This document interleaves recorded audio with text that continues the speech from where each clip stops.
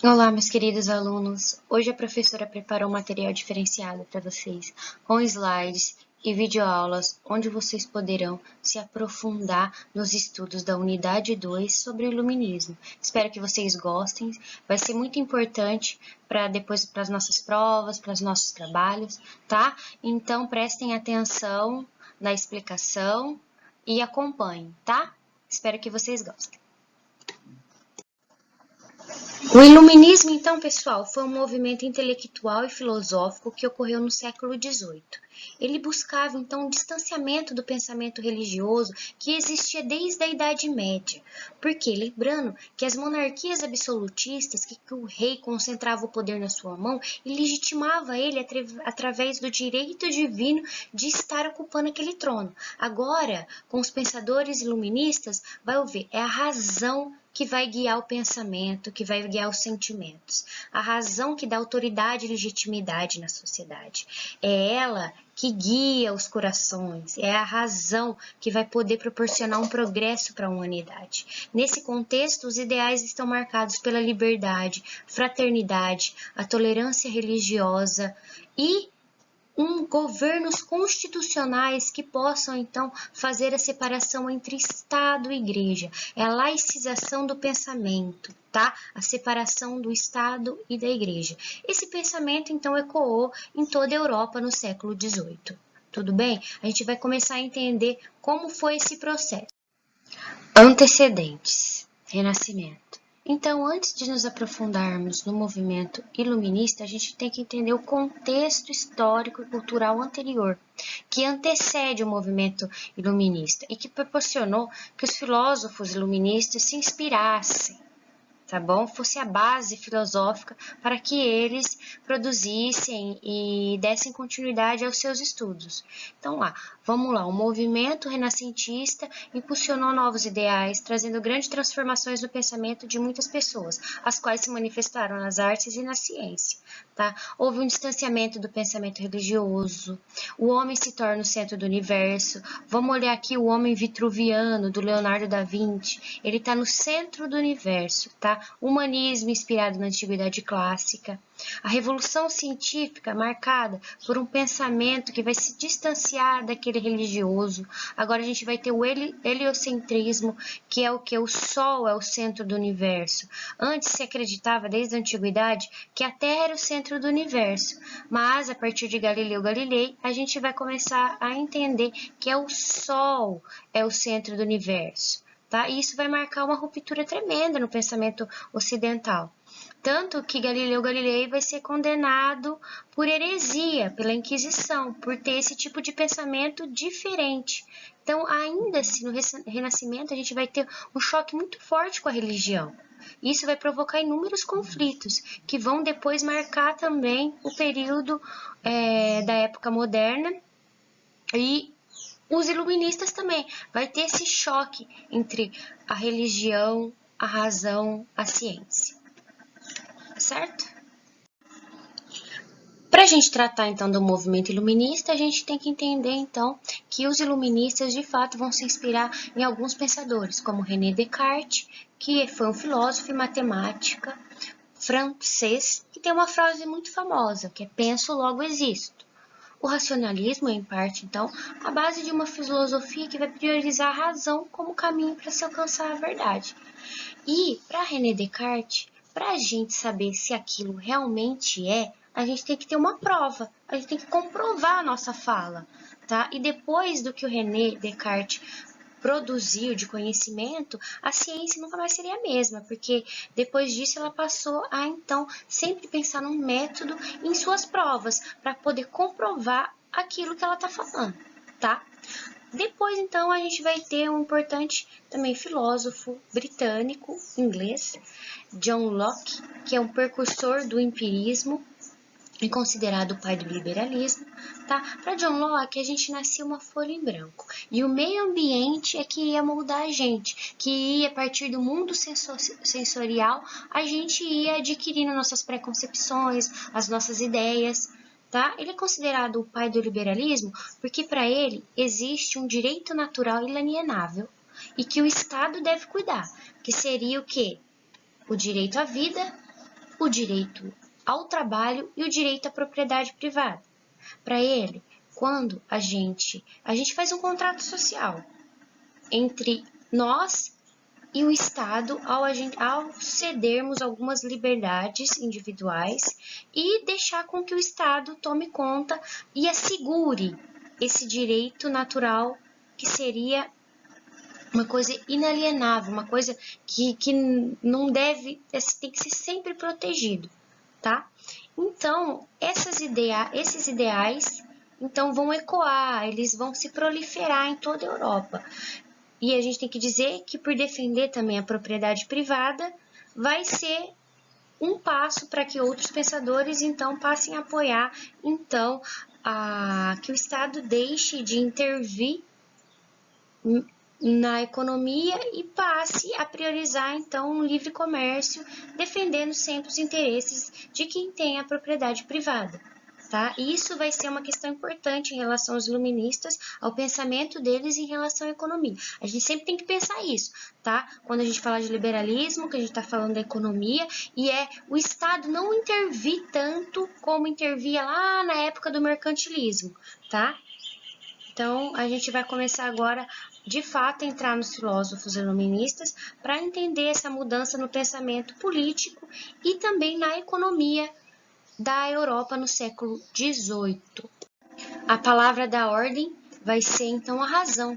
No século das luzes, os homens se guiarão pelo conhecimento racional, ao invés de explicar a natureza, a sociedade e a política pela religião. A pesquisa científica vai crescer muito nessa época. Nesse período também, pessoal, os filósofos vão começar a criticar incisivamente o poder do rei, os privilégios que o clero e a nobreza têm, como a classe popular é desfavorecida, os burgueses vão começar, né, a criticar muito a nobreza e o clero. Vai ter também uma crítica da interferência da igreja nos assuntos do Estado e a questão da intolerância religiosa. A gente sabe, durante as revoluções inglesas e bem anteriormente nos reinos ali de toda a Europa existia uma guerra religiosa sangrenta, onde causou a morte de milhares de pessoas.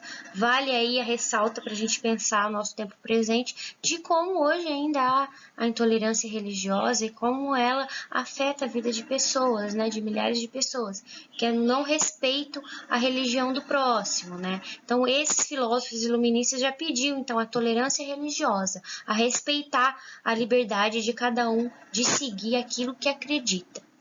Tudo bem? Os iluministas, então, vão impactar a política e a economia em sua época. Seus ideais causaram grandes rupturas na sociedade. Immanuel Kant, um filósofo alemão, sua principal obra, A Crítica à Razão Prática, muito estudada até hoje, defendia a liberdade do indivíduo e que as leis do Estado deveriam estar de acordo com a vontade do povo. Seria o povo que deveria ditar aquilo que o Estado deveria fazer, e não o rei mandar de forma absoluta, sem pedir opinião do povo, tá? Começou a ecoar esses ideais, que aí a gente vai ver adiante que vai ser uma das consequências da Revolução Francesa, né? O povo em busca da liberdade, igualdade e fraternidade, tá? Um outro filósofo muito importante, que é o Barão de Montesquieu, ele é um pensador preocupado com a elaboração de uma constituição de leis para melhorar a forma de governo. E até hoje a gente vive numa democracia baseada numa divisão de poderes, no qual, lá no século XVIII, Montesquieu pensou.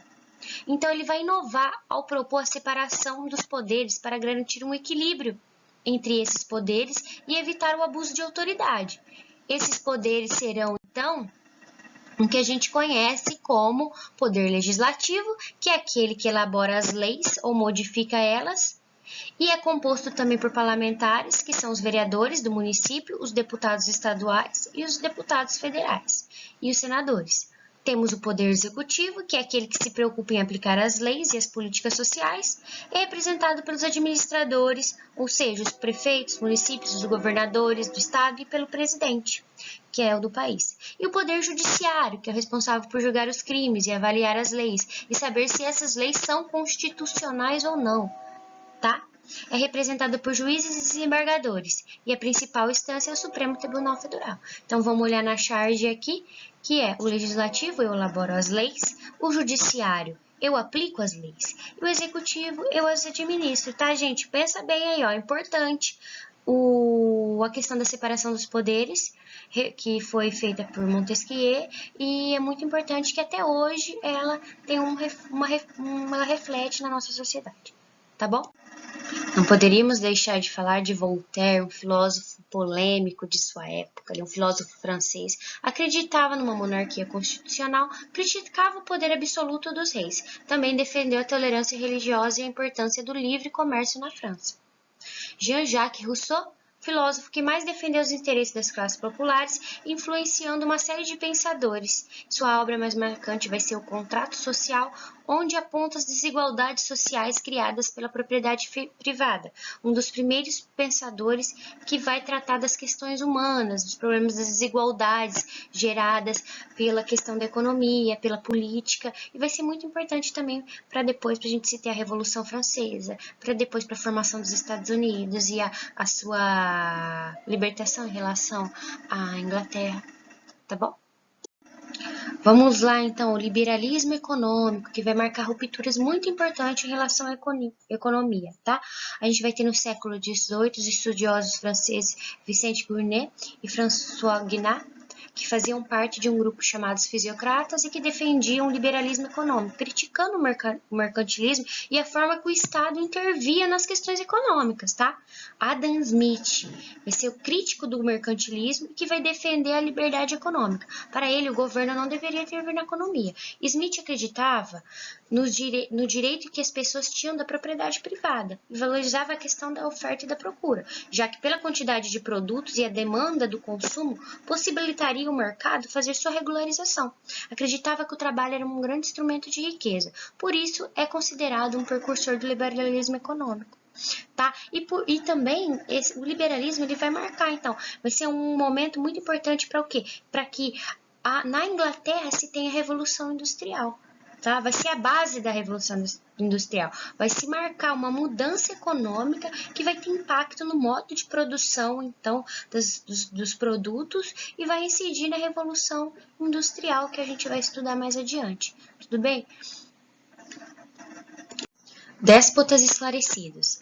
Eram então, pessoal, aqueles monarcas que foram influenciados pelos ideais iluministas e não deixaram de ser absolutistas. Alguns desses reis e rainhas tentaram então diminuir os privilégios dos nobres, incentivando a educação laica e a produção artística e científica da época. Foi Frederico II, na Prússia, Catarina II, imperatriz da Rússia, José II, imperador da Germânia e Marquês de Pombal, conde português, são exemplos de déspotas esclarecidos que seguem os ideais iluministas. Bom, chegamos então ao final dessa unidade, espero que tenha ajudado vocês, esclarecido algumas questões sobre esse período e sobre por que foi se chamado então o século das luzes, onde o quê? Se rompe com aquele pensamento religioso e se chega às luzes, novos pensamentos, todos baseados na razão. Vejamos que tivemos um grande salto em relação ao desenvolvimento científico, ao desenvolvimento do pensamento político, uma crítica ao antigo regime, então vai provocar rupturas na área científica, na área política, na área econômica. Então vejamos, o movimento iluminista foi um movimento, então, muito importante para que, posteriormente, desse as bases, então, para a Revolução Industrial, sobretudo através dos ideais do liberalismo econômico. A gente vai ter uma ruptura com a Revolução Francesa, do antigo regime, dos ideais que se existia, com os privilégios dos nobres, do clero, tá? E também para que as colônias, como no caso das colônias que existiam na América do Norte, pudessem se libertar e se revoltassem, tá? Então, a importância do movimento iluminista, ela chega até hoje, em nossos dias, como a gente vê na divisão dos poderes, do Montesquieu, através do autodesenvolvimento científico que temos hoje, temos que pensar também que foi graças a esses pensadores iluministas que vão pensar na razão e vão fomentar, vão estimular o desenvolvimento científico que chegamos até hoje, a desenvolvimento, por exemplo, da medicina, com curas de muitas doenças, desenvolvimento de objetos que nos auxiliam ao nosso cotidiano, que não viveríamos sem, como o celular, enfim.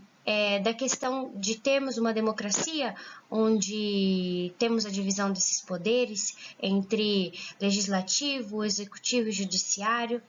Então, o século das luzes ecoa até hoje em nossos dias, até hoje no tempo presente. Pessoal, espero que vocês tenham gostado. Nos encontramos novamente na unidade 3, Revolução Industrial. Um beijinho, estudem bastante.